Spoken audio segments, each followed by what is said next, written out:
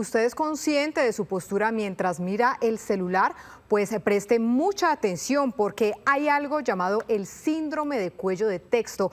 Doctora Fernanda, cuéntenos de qué se trata.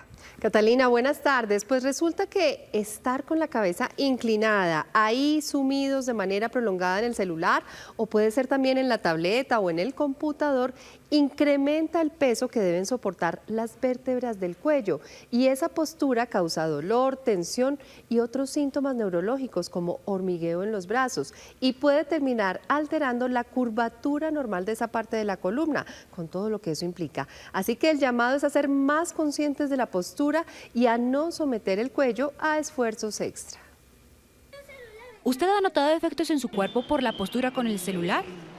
Dolores en el cuello más que todo, y pues en la mano cargar siempre el celular. Sí, me he dado cuenta que es más como en la cabeza, te empieza a doler como la cabeza o los ojos ya cuando es ya muy tarde y muy noche. Pues con el encorvamiento, el dolor acá en la cervical, que suele ser incómodo a ratos. Pues estos síntomas son más comunes de lo que se pudiera pensar. Afectan al menos a la mitad de los usuarios de celular y hasta al 80% de los adolescentes. Se conoce como el síndrome de cuello de texto. La postura de la cabeza significa variaciones en el peso que recibe la columna en el cuello. La columna es una estructura que se somete a peso, a carga durante el tiempo en el que estamos en posición erguida. Y dependiendo de cómo la utilicemos y cómo hagamos los movimientos, esas cargas hacen que la columna se desgaste más rápidamente o menos rápidamente. Si no tenemos una postura adecuada, el desgaste es muy rápido. La cabeza de un adulto pesa en promedio 5 kilos, pero a medida que la inclinación de la cabeza aumenta, este peso se incrementa y la columna puede llegar a percibir hasta más de 20 kilos de peso. Esta es una imagen de resonancia magnética de la columna cervical normal, en donde vemos la posición del cuello.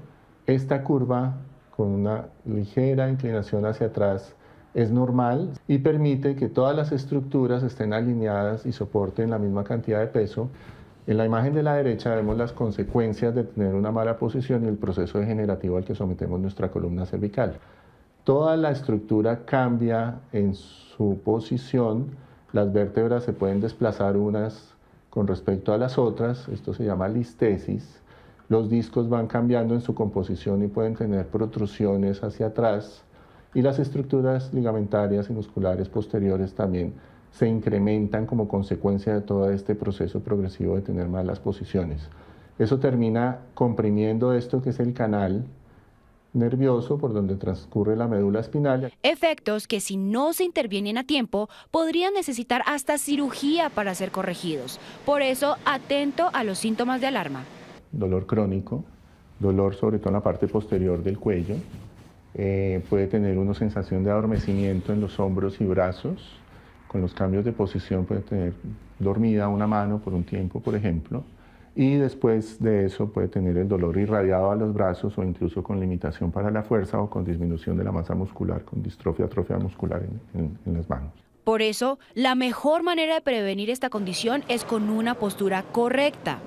Cada vez que manipulemos una pantalla, un libro, un texto, lo primero es ser conscientes de la posición de la cabeza. Entonces la cabeza en su sitio, erguida, y luego el celular, la pantalla, lo que hagamos en la posición que nos permita hacer esa actividad sin movilizar la cabeza, sin desplazar la cabeza. El doctor Juan Carlos Díez, neurocirujano, explica que estar sentado por más de 3 horas no es sano para la columna y que cuidar de esta incluye también actividad física y control del peso.